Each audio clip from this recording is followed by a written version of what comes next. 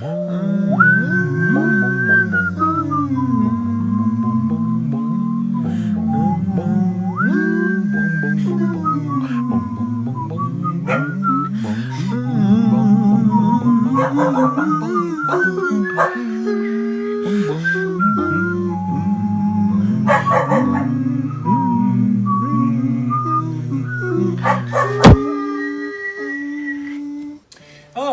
part 2. So, we've got our Discovery Enterprise kit here. I'm also going to be building this, I can't remember what the scale is, the thing that used to be called the Cadet kit. There's all the different Enterprises, so it's the NX-01, the TOS, the Refit, the B, the C, the D and the E. I'm going to be building these alongside building the Discovery Enterprise, but what I'll do is all the updates for these ones I'll put at the end of the video, so if you're not all that interested in these Enterprises, then when I go to them there'll be no Discovery stuff left.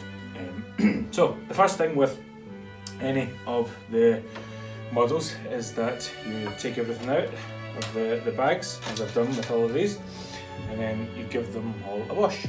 Right, so what we're going to do is we're going to wash all the models. I've decided to do it in the bath because then I can do it all at once. So the reason that we're doing this is something that everyone always says. Something that everyone always says is that models come when they're made. The actual plastic kits are made. They're covered in a mold release agent that is kind of greasy and means that the paint won't.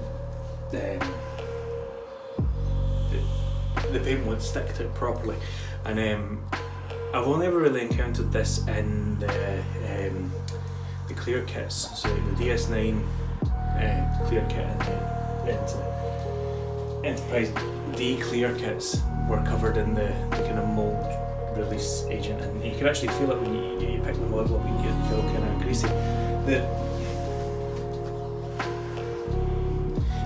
The regular kind of plastic model kits I've never really felt anything on it, but everyone always says wash the models and it's an easy enough step, and you don't want somewhere along the line.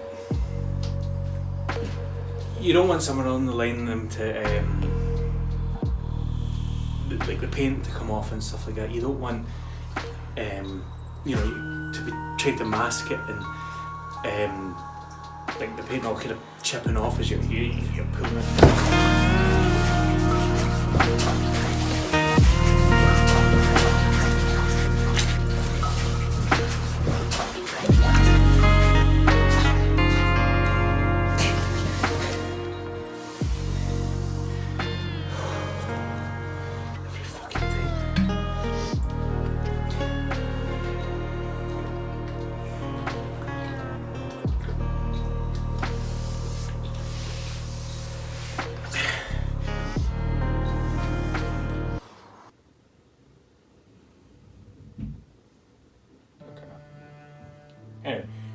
So parts are all washed.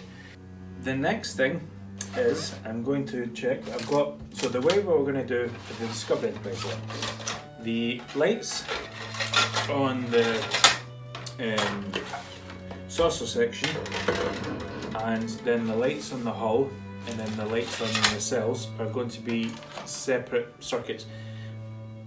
Two of them will join up. What I'm hoping is that on the base, there'll be two switches. One is for power, and that will switch on the internal lights, the blinking navigation lights, and the impulse engines at the back of the saucer section. And then there'll be a separate switch, and that will be for warp, and that will turn on the lights in the nacelles, the chiller grills, and the animated spinning buzzards. So you obviously can have it sitting flashing away, or just sitting. So the first thing first is the way that I'm going to do it. It's probably going to be 3 little Arduinos, these wee guys. One controlling all the flashing lights throughout the ship apart from the stuff in the nacelles, and then one Arduino per nacelle, because there's going to be a lot of little tiny SMD LEDs attached to these to make a kind of spinning effect for the buzzards. So first things first is I'm going to open this guy up and see if he actually fits in the cells. Because if he does, then I think he does.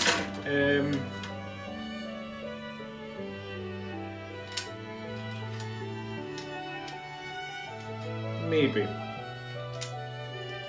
The problem here is that where he's sitting,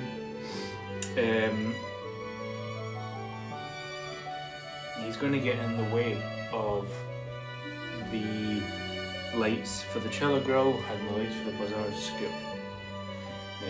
Let's have a look and see if he fits in the saucer section.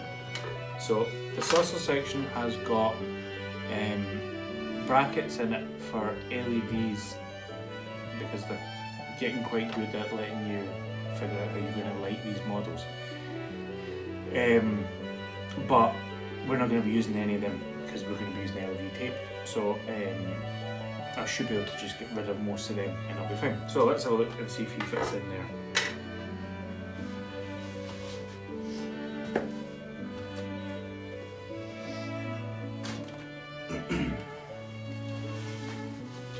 Right, so he's in the saucer section. Let's see if it closes up.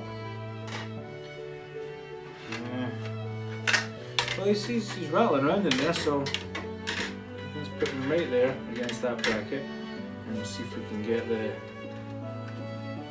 the saucer. I don't want to close it, like put all the pegs in, because it then becomes a nightmare to separate it again, because a lot of the time the fits are really tight. So it appears that the Arduino fits quite easily into the saucer section, but probably not in the nacelles. So we've got another one. So what we're going to do is we're going to see if it fits inside the base. Well, yes. Right, so that might be an option. It may be an option to have the Arduino inside the base. Possibly all three of them could go inside the base, and then if there was any problem with them, it'd be easy enough to change them. They do have lights coming off of them, so I would build like a separate little, like a little sheet just to cover them, but something that could be easily removed.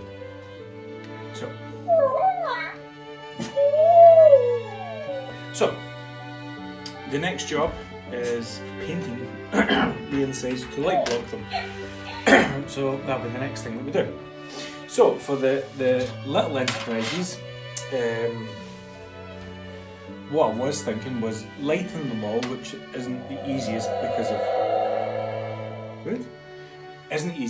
of how small a lot of them are. So your bigger ones, like your C here and your D, they're quite big. I'm not going to do the window lighting in them because that's excessive, but you'll get away with, like lighting up the bridge, lighting up the kind of the bigger windows in the saucer section, lighting up some of the lights in the hull, doing maybe the impulse engines, maybe the kind of nacelles, lighting them in the red and the blue. For the ones that have got lit up deflectors, lighting them up. Right, so we've got the Disco Enterprise saucer section, its hull and its nacelles.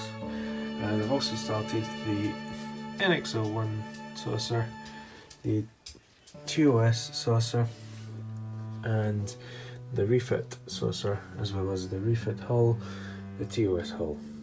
I've put little globs of blue tack on the pins and the holes that take the pins, as you can see, to stop paint getting in there, because there's an incredibly tight fit as it is, and if paint goes in the holes, then you more or less just have to cut the pins off, otherwise the model won't go together.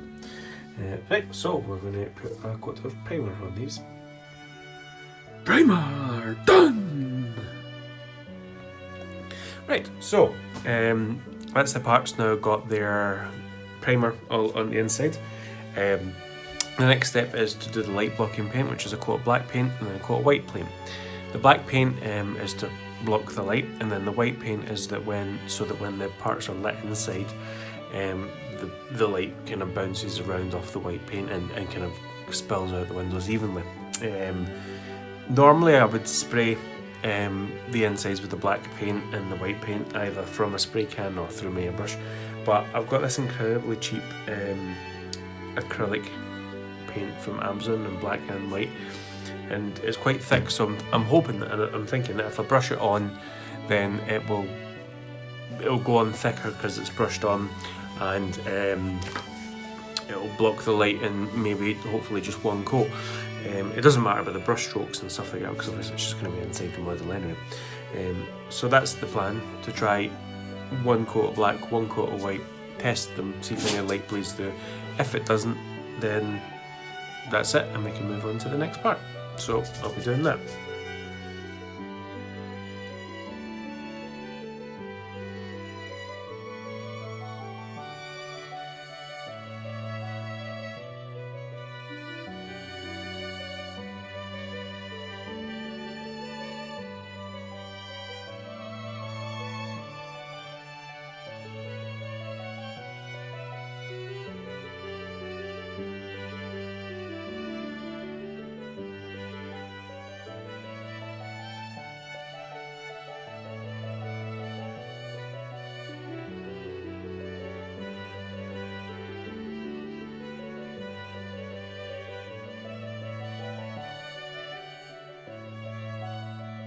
So the models are painted on the inside with the primer and with the white. So that's the end of this video. The next one will be starting to work on the outside of the models, like the painting and possibly some of the lighting work, maybe the nacelles, because they're going to take a while. So until next time, bye!